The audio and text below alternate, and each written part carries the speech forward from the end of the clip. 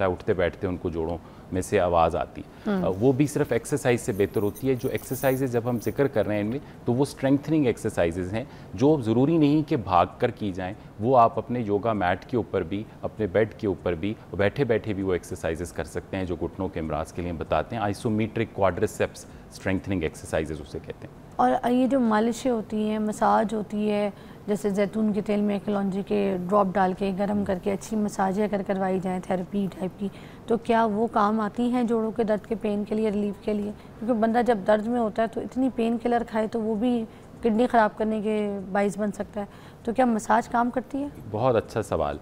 Massage का कोई बहुत रोल नहीं है। हाँ, थोड़ा बहुत डीप टिश्यू मसाज या उससे आपका रिलीफ टेम्प्रेरी तो हो सकता है, लेकिन लॉन्ग टर्म इसका कोई फ़ायदा नहीं। मैं इसका अमूमी तौर पे कहता हूँ, जो मसाज वाला है उसको फ़ायदा हो रहा है क्योंकि उसकी वर्जिश हो रही है, उसको पैसे मिल रहे हैं, लेकिन आपको उसका कोई फ़ायदा नहीं हो रहा। और जो तेल बेचने वाला है मसाज का, जो लिखा हुआ आ जाएगा, मैं नाम नहीं ले रहा इस पर, कल एक मैंने मेन बुलेवार्ड के ऊपर सेंटर ऑफ द सिटी मैंने एक इश्तिहार देखा है जिसके ऊपर लिखा था जॉइंट और साथ कुछ और लिखा था।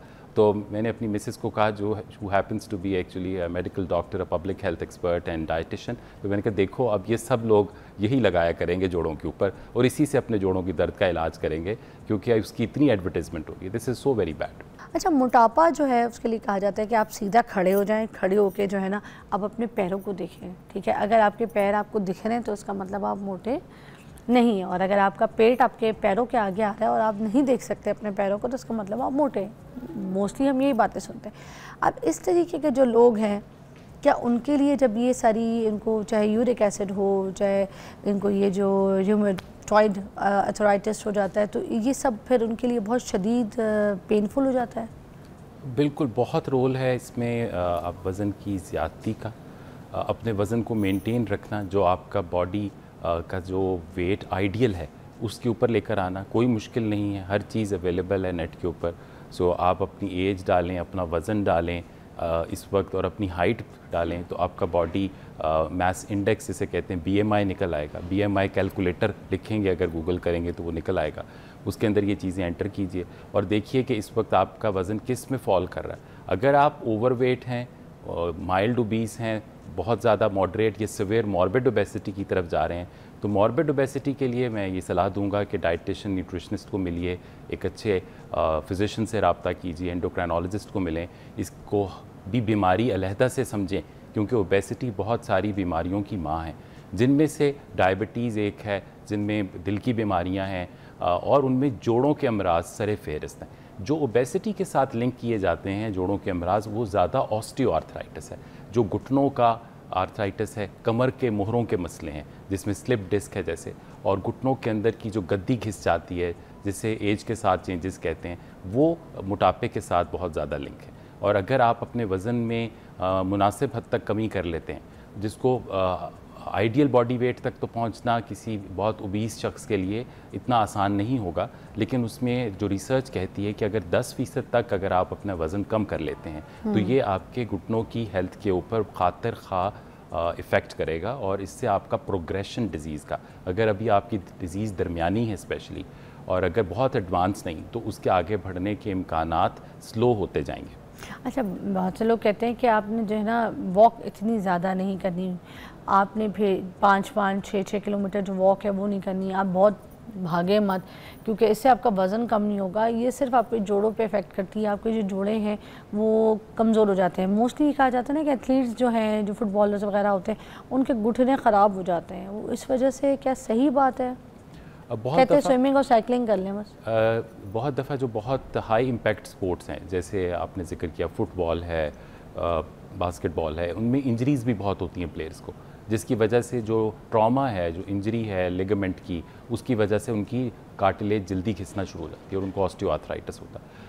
तो इसलिए मॉडरेट रखना एक्सरसाइज को बहुत ज़रूरी है। एक ख़ास उम्र के बाद अब अगर कोई 50 एंड अबव है और उसने पहले रनिंग की ही नहीं, और अगर अब वो सोच रहा है कि वो एकदम भागना शुरू कर दे, तो ये उसके जोड़ों में एकदम दर्द भी आएगा और गिसावट का अमल जो शुरू हो चुका है वो उसको तंग करना शुरू हो जाएगा।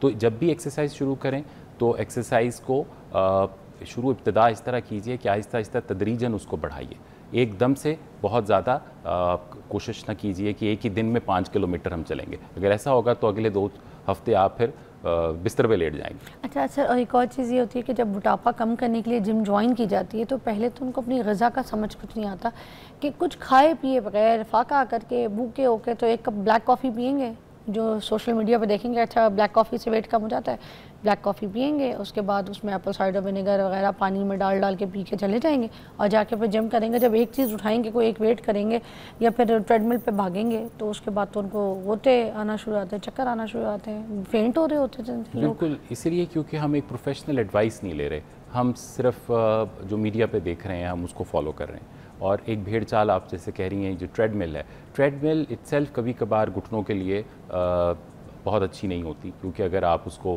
बहुत स्टीप कर रहे हैं, इंक्लाइन कर रहे हैं उसको, और उसके ऊपर अगर आप भाग रहे हैं, चल रहे हैं, तो ये एक आपकी जो नॉर्मल चाल है, जो आपकी एक गेट है, ये उससे ज़रा फ़र्क चीज़ होती है, जिससे आपके घुटनों पे स्ट्रेस भी पड़ सकता है। तो one has to be really cautious. कुछ लोगों की आवाज़ आना शुरू हो जाती है ना घुटनों में से, जी, जो ट्रेडमिल की वजह से। जी, जो क्रीकिंग साउंड्स आना जो जॉइंट में से हैं, ये एक तो नॉर्मल जॉइंट से भी आ सकती हैं। अच्छा। और पट्ठों की कमज़ोरी की वजह से भी आ सकती हैं कि पट्ठे अगर ठीक नहीं तो जो चिपनी है पटेला वो भी रगड़ खाता है, तो यंग लोगों में ये मूवमेंट होता है, उठते बैठते उनको जोड़ों में से आवाज़ आती है। वो भी सिर्फ एक्सरसाइज से बेहतर होती है। जो एक्सरसाइजेज जब हम जिक्र कर रहे हैं इनमें, तो वो स्ट्रेंथनिंग एक्सरसाइजेज हैं, जो ज़रूरी नहीं कि भाग कर की जाएँ, वो आप अपने योगा मैट के ऊपर भी, अपने बेड के ऊपर भी, बैठे बैठे भी वो एक्सरसाइजेज कर सकते हैं, जो घुटनों के अमराज के लिए बताते हैं। आइसोमेट्रिक क्वाड्रिसेप्स स्ट्रेंथनिंग एक्सरसाइजेज उसे कहते हैं। अच्छा, कुछ लोग नमाज़ पढ़े होते हैं, बैठे होते हैं, बैठ के उठते हैं, और ये नौजवान नस्ल में ज़्यादा देखा जाता है। तो नमाज पढ़ के जैसे ही उठेंगे तो कड़क की आवाज़ उनके जो है ना घुटनों में से और ऐसे गट्टों में से आती। ये नॉर्मल होता है या कभी कभार होती है? देखें, एक चीज़ है जिसको हम कहते हैं जनरलाइज्ड बिनाइन हाइपरमोबिलिटी। आपके जोड़ों के अंदर कुछ आगे पीछे के जो उज़लात और पट्ठे हैं उनमें लचक ज़्यादा होती है, और ये यंग फीमेल्स में बहुत ज़्यादा है। उसकी वजह से वो फ्लैट फीट भी बहुत लोग होंगे, और बहुत सारे लोगों के घुटने से जो आवाज़ आती है उठते बैठते, वो एक मर्ज़ जिसे हम कहते हैं कॉन्ड्रोमलेशिया पटेली, यानी जो पटेला जिसको हम नी कैप कहते हैं, उसके पिछला हिस्सा जो वो रफ़ हुआ होता है। तो ये एक बहुत बड़ा कॉज होता है। यंग फीमेल्स में जो सीढ़ी चढ़ते उतरते उनको तकलीफ़ होती है, या नमाज में बैठकर उठते वक्त जो वो आप जो कह रही हैं, जो साउंड उनको क्रीक्स आती हैं, वो इसकी वजह ये होती है।